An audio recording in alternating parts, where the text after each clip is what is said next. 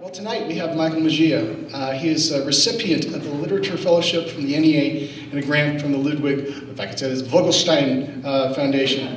I feel pretty good about that. His novel, Forgetfulness, was published by FC2, and his fiction and nonfiction have appeared in AGNI, Denver Quarterly, Black Warrior Review, Notre Dame Review, Western Humanities Review, Quarterly West, Seneca Review, and Paul Revere's Horse, among others. He is the co-founding editor of Ninebark Press, and he teaches creative writing at the University of Utah. And I'm really thrilled to have him here at City Art for the first time. Please welcome Michael Mejia.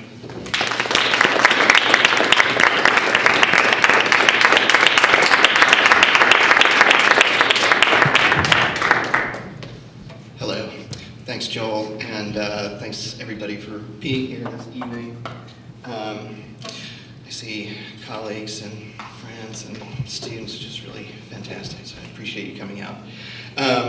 So the piece that I'm going to be reading tonight is excerpted from a novella that's in progress right now.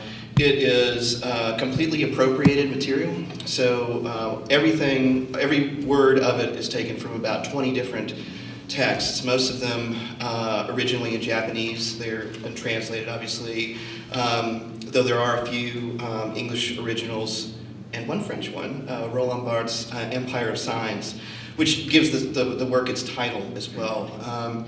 The work is sort of centered around Tokyo, which has been kind of a site of fascination for me for some time. A few of you maybe heard me read last September from a kind of companion piece to this, another novella set in Tokyo, in which I really was, it had fantastic elements to it, but I was really interested in trying to create an authentic Tokyo, although I have never been there. Right? So this was kind of an interesting task for me. This piece, originates, bless you, from work that I've been doing lately, both in the classroom and out, with collage and appropriation. And I basically started this with a couple of texts. I had a student assistant sort of choose a couple pages from the text that I gave him at random, and then I just used the words from those pages. And it was basically an exercise that I had assigned students. And as I started working on this and it got longer, I started thinking about how it was kind of an interesting companion piece to the other piece that was sort of courting authenticity. And this is very much not courting authenticity. This is not anywhere near an authentic Japan or Tokyo on purpose. So that's just some background. This is just a fraction of all that. I think that's kind of all you need to know. It is quite rude at moments, so it's not exactly, it's R-rated at least. So just FYI. Not that, okay. So the title of it is To Visit a Place for the First Time is Thereby to Begin to Write It. I had hoped to call on you immediately upon returning to Tokyo.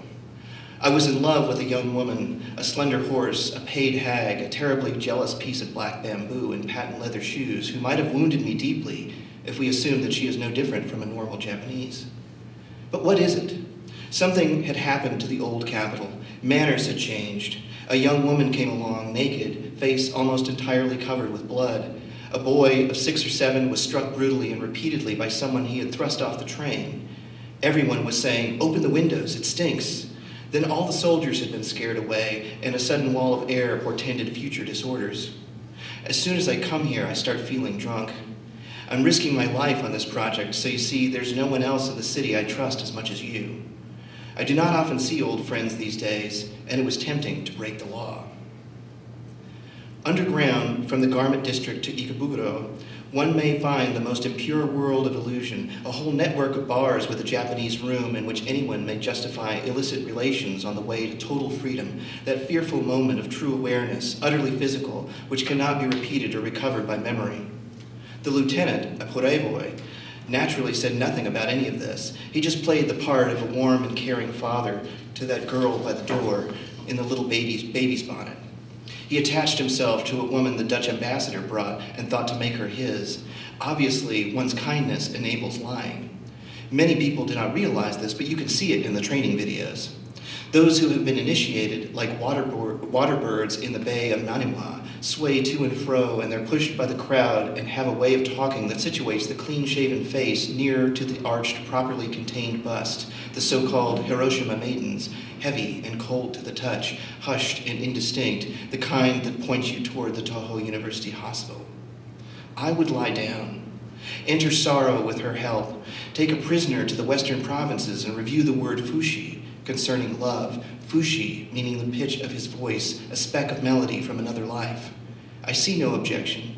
You've performed with all your heart. Now it is as if the very darkness of the room is melting on your tongue, strictly refusing the manly power of the 9 tea masters and the American doctors walking by the Yokohama birth area, turning toward the braced women and telling by their clock faces that the long time has finally started.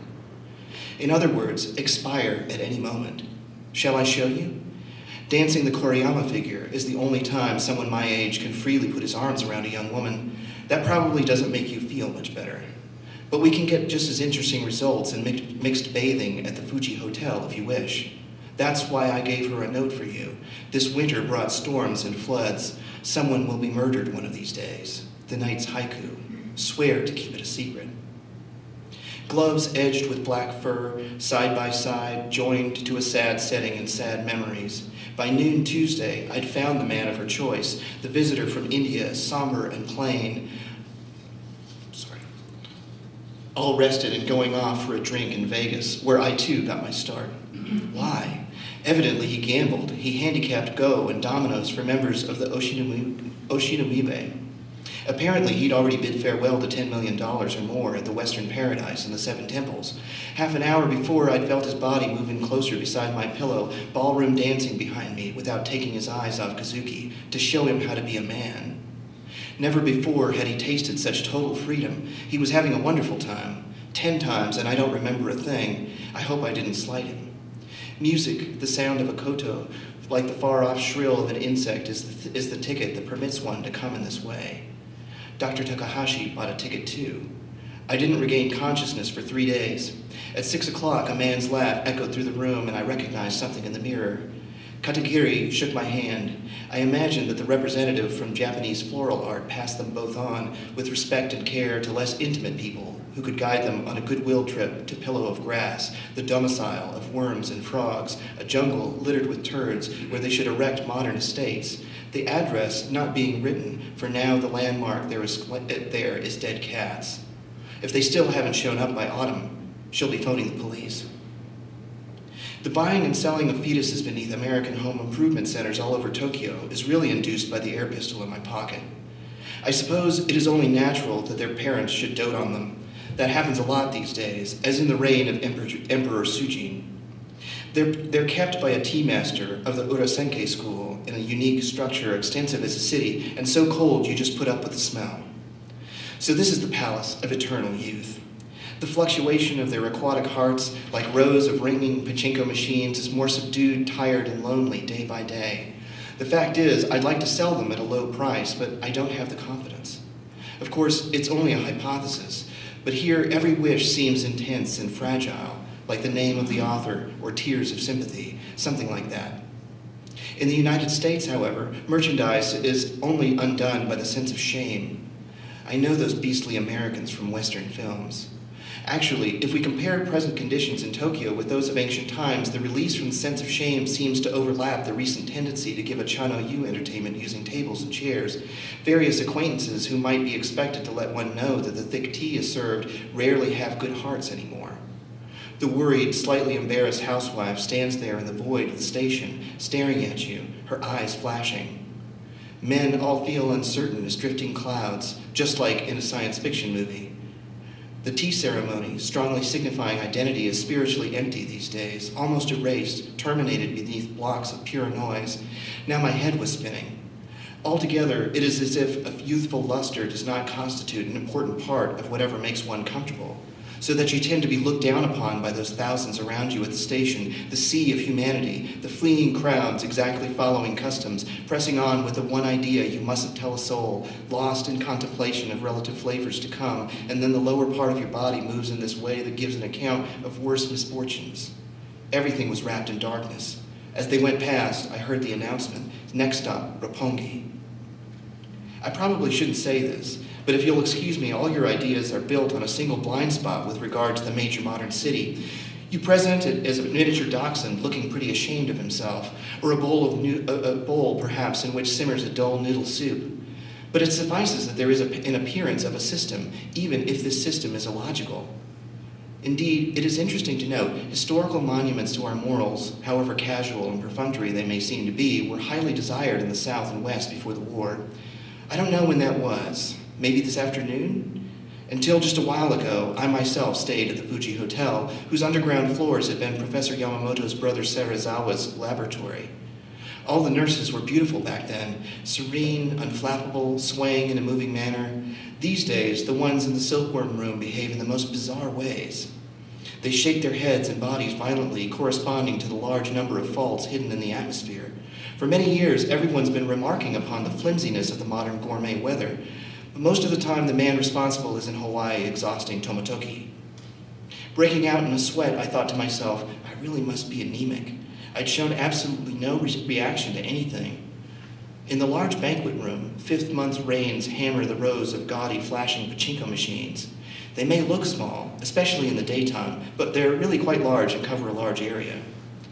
About 50 yards ahead in the Great Hall, there's a rather open clump of cedars, nice and spread out behind steel walls which none can destroy. I could never explain it.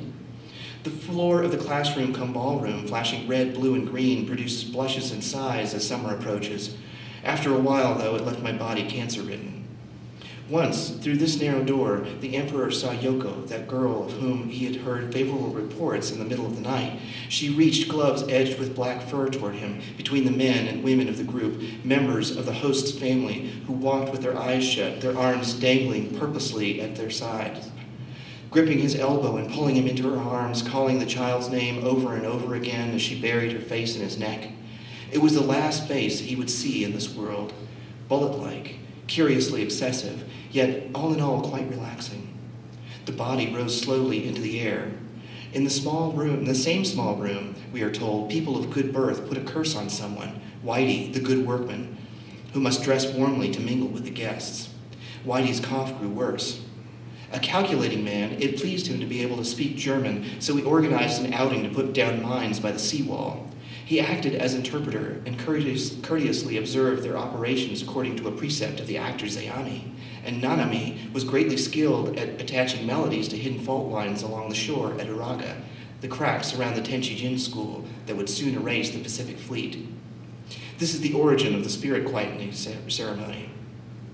The Great Hall has scarcely been improved upon since it was originally devised as a makeshift, entirely prosaic ornamental department store, omaneshi, dedicated to reflections on art and the deception of logic, to save time for busy people, but the public paid very little attention because it was still staggering along in whatever direction the Sendai crowd carried it. There was once a man who brought a pleasure into an innkeeper's life with an impromptu Chinese poem. On a sweltering morning, I went to his woman in the drawing room of a Western-style house and asked her to come. Koki hung up the phone, turned to the checked clock on the wall. He will not be especially pleased. It's just the way we are. Shimamura thought to marry her in his fashion, whenever they felt themselves safe once more. But the thought of Kyoko on horseback, shading her eyes with both hands, always came to him, caught him by the neck, kneed him right in the stomach. That stinks, Shigeyuki told his father. You never win by playing tricks. From the first, I thought the son's fall wasn't an accident, so I'd been anxious about it. However, I wasn't going to request his permission. I wasn't about to run away. Are we having a party or not? Well, apparently. Koki raised her head, and a faint, knotted sound escaped her lips. It was all wet under her feet. The phone rang. What she did then couldn't be wrong. The whole procedure was in harmony with the room. How could it be otherwise? A young woman's sweat with a few flowers, the fragrance carried upon the vapor. How many victims had they claimed? I knew the danger. Frantically, she clung to my arm. Keep trying. My anemia was so bad that I could augment my craving only by the exercise of logic. It was necessary to economize, I thought. You've got to thrust into the imperial palace, right between her legs. Open wide the sacred roadway, just as the word purr is coming. The thing is, if after that kind of day's labor you insert a question mark here, the graphic gesture recurs, the Koriyama figure within whose dark recesses I heard a faint roar of voices like kids cheering at a baseball game. I pulled the hair for good measure. I called your name, forgive me, and left behind a single Buddha invocation in the planter. While I was about it, I got this book for reference, a kind of geographical summary of Japan in which there was a letter from Captain Adams calculating the worth of a young man you loved. But it was a cover-up. Each line contains hints from the Tang ambassador about the true melodic structure of the Japanese railroad, which is really a poem by Basho that, when recited, becomes a message from some unidentified courtier to begin the assault. Had it been sent? Received? Who knows? In any case, Commander Kagatoki should congratulate my cleverness. The buying and selling of fetuses continues throughout Japan. Purr. I could have hoped it would take hours. Instead, it was over. I had a feeling of release from my real face, of clouds bringing darkness, reminding me of Tu Fu's poem about financial depression and the remote visitor found in the Shinomiya riverbed. And then it was quiet. Not even a bird call to be heard. Perfect conditions for a tsunami. Did she say anything? When I finally came around for good, there was a baby in Koki's arms, giggling and rubbing noses with her, its gloves edged with black fur. She felt a sudden panic. At last, I had unmasked the fraud. This day, the 10th of the 9th month, I decided to go to one neighborhood or another. There were no cars or trains along the edge of the parade ground, no crowd of refugees drinking coffee together, only ruined house foundations, empty bars, huge steaming basins. The town hall was on fire. There was no one, or almost no one, just the son-in-law, the company's president, and his 4 guards, much more factual than legal employees of different races, conserving remains in numbered bamboo vases. That's what research is all about these days. Blackmail, extortion, robbery. It seemed a great exploit to me. Kazuki, undiluted by perfume, short sword on his hip, ran down the stairs of the ruined industrial promotion hall to give me an address, among other things. Brand new clothes, paper cherry blossoms, the air pistol in my pocket. The sensation of it was something like holding a plump newborn baby. Even in this trivial action, it was natural that I should remember Yoko was gone. Oh, Yoko. Men do stupid things sometimes. How sad for you. Kazuki spread his arms and flapped them 11 times, the Japanese way. He felt nothing whatsoever, yet he told his girl to be gentle with me. Eventually I came. Until then, feeling the weight of the liquid upon my palms, I had no awareness at all. I hadn't realized that my senses had declined so far, hadn't connected my anemia with the smell and feel of the maidens who live in Kazuki's bathhouses, those red-hot stones, some still bleeding, who ooze into the city from the hills on muddy swirls for our purposes. These efficient conductors of heat, which cannot really be differentiated from the moderate radiation I encounter daily between the stations at Ohira and Koriyama. My attempts to calculate the months I spent with those women were accordingly frustrated, and if we assume that each of them produces a particular artifact, some dark lines, say, or pee, or ashes, or a toy horse, I must be a miserable bricolage of error, a hill of nothingness really disliked by others, a growing dreamlike barrier to time and work. This is especially true when I crash into cities and absorb people, apparently over 2 million a year, in the cool light of a comely gaze. I am huge. You must have been worried. But I can't very well go looking for that chin on the telephone, can't listen for the murmur of that voice, a broken noise with an offering, like an offering that has to be heard to be believed. She's changed. What's the comfort of tomorrow morning? Oh, Yoko, I want to sleep. For 3 days. I walk then from street to street, a ceramic dish, no lid, filled with the most intense feelings of sorrow and regret. A little line of neon lights flowed once more toward the phone at the station. If I'd been a bit more sound of body, I would have picked it up myself. But there can be no doubt, it too was dead. Changed.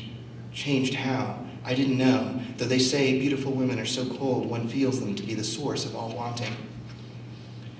No doubt, the Roppongi market is already the central exchange for the buying and selling of fetuses. On the very floor of these sordid corridors, the name on each flagstone is distinct. I heard they were children born in Kyoto that were sold for scraps of food in the capital. As soon as we got there, I seized him from behind. Well, how should I deal with my excessive freedom? I was well enough to move, and surely a gentleman who frequents the palace should choose a life of the body. This tea master proved highly successful in adapting over the 2 hours or so that his head dipped down into the abyss of night, subsisting there, as we know, by means of the hand's good gestural practice, and by tilling the Genji out of this young woman who is truly strapped down by love for him, who is, I've decided, undoubtedly carrying a son. According to the bulletin in my pocket put out by the welfare ministry, a little rouge brush not longer than 8 inches is surely to give pleasure. Furthermore, it can satisfy millions of inhabitants inured to all the perfections of technological civilization. So long as I look upon mine, I find comfort. His was about that long, too. Well, this tea master, as though he were running to the hills, never took the leisure to sense the woman and his partner. Her fish was tasty. Her cheeks were gay. Her lips were moist. Her face had been grafted onto this other man's body. She already knew that your husband experienced a profound revelation inspired by rage, by the grind of his Tokyo operation, where American doctors bought the bomb at Michiko. Thanks to him, my candle came back to life. When the music finally stopped, the old capital was desolate, having heard my own self being satisfied 2 or 3 times. Great clouds of dust moved steadily above the glaring soldiers' memorial. It was Yoko. She would have liked to make Suma her home. I see, the man stammered. He waited until I was silent, perhaps feeling he ought to keep up a show of male solidarity. Sometimes it seems a man wonders if he could leave a pretty woman to marry an ugly one. Sit tight and try not to worry. In accordance with my plan, hundreds of thousands will be getting the same nasty dose tonight. The lieutenant kissed my lips nonchalantly and smiled so handsome a smile that his men felt rather inadequate. My mask was flawless. I looked like some medical person from far-off Sinai who spoke little or no Japanese. It was March 23rd. No eye pain, no other pains. His symptoms probably still fell within the pre-atomic norm. He didn't even notice that his vision was odd. There was a beauty in that moment. Just 3 days after the party at Fuji Station, after wedging my dog as far as the eye could see into the depths of his daughter and his 3rd son, I came to at home on top of the first grandchild, 20 years old and home a while from Ohira, whose face, arms, and chest were covered with sketches of the most common fish. I complimented him on his stubbornness and rigidity, then fell unconscious again. Let me say, something like that, his cries, the darkness at the margin, calling me to answer it, to eat its smooth substance, this gift should be videoed and meditated upon. When soup is served up by the wind, flop down and bow to her. That's something somebody told me, actually. The sound of the lieutenant's happy-go-lucky wife going about her work making wigs from the hair of the dead came to us faint as the wind in the legendary pines of Onoe. At that time, Tokyo facilities only permitted 20 bodies to be burned per day, so there was none of the joy of an autumn reaping. Quietly, he inhaled the smell as we walked about, 2 young women by the foot of that mountain, inspecting corpses that were already waking up to walk off in droves, half dragging their legs in the direction of Hiroshima. Air raid drills had begun all over the nation. Tanamogi, who was a man of original ideas, remained motionless, his face turned away. He seemed to be suddenly taken sick. At my word of command, the skipper and Kuniko helped out, unthinking, ungrudging. I told them there was an old mound quite close by this neighborhood to which they might take the bodies, and they began to load the things onto those stretchers. The corpses shook their heads violently. There must be some here who are food. Sugimoto hadn't eaten anything since last night, so the whiteness of starvation wasn't far from his mind. Why don't you let me check on that? The others pulled out a heap of stretchers. We're wondering how you'd feel about waiting until tomorrow morning, one of his friends taunted him. I don't know what to think. I didn't see him as the embodiment of evil. His left hand, edged with black fur, was numb, as if it was ice. It wouldn't move, and those who were superfluous remained behind, a principle by virtue of which there has been no famine in the country since the year before my time at the hot springs with his wife, submerged for 2 days in numbered bamboo vases. It seemed only a matter of time before he also would appear on a table in Kobe. A radiant moon had come out. The look written on these faces mirrors a special knowledge of the curiously disparate trajectories of the heart, usually managed only by Western sleeper films. Kazuki brought his own face closer. That assumes an Orient buried in the necessary self of Tokyo, taught to us by food, mother, and printed cultures. Kawabata started to say something until the air pistol in my pocket gave its regards. We set a rule to get angry. The Chano U entertainment is over. Suddenly, Dr. Soseki, the veterinarian, realized that Tanamogi had crossed to the other side. His body rose gently into the air, and I went after. Well, back to work. As soon as the lieutenant had drained his sake cup, I cried out in triumph. What? I've tried to calm dignity, but just looking and saying nothing could do me no good. My kick did not quite connect, though it built my confidence, and the man staggered back, protecting his face with both hands as a woman might. His daughter dropped the phone, wrapped a towel around herself, and knelt down to bury her face in his neck. The faint sound of a koto came from the distance. A young sumatori performed the work, dreadful humiliations, painful to think upon, emphasizing the green, evanescent cover of the hour of death. How, stuck in the shallows, one scrutinizes and evaluates the final section of melon. Why hide the address? Yet it was impossible. Lying on the study floor between Komako and the baby carriage, the abandoned lieutenant only looked in the mirror and harmonized his gills with the total freedom of the city. The buying and selling of fetuses, the Koriyama figure, the Sarazawa Research Laboratory, the air pistol in my pocket, a certain degenerate very gifted at writing numbers. The phone rang. It was you, remember? Did you find it? So unlucky. No word ever came. He kept it a secret, the thought that passed through a 50-year-old man's mind. For such a tiny death, the empty 8-mat room seemed enormous. His body rose gently into the air. When a party breaks up, my heart is like a ship in the sea near Okinawa on a certain day and month, a moment of sharp intensity, and then vanished without a trace. It's all over. You've got nothing to worry about.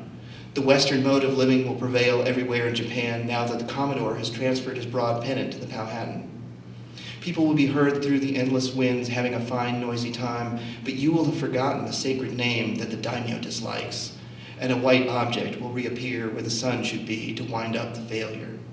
Beyond this is only an astonishingly long darkness, and Yoko, clapping, gloves edged with black fur, unknowing and unknown. Thanks.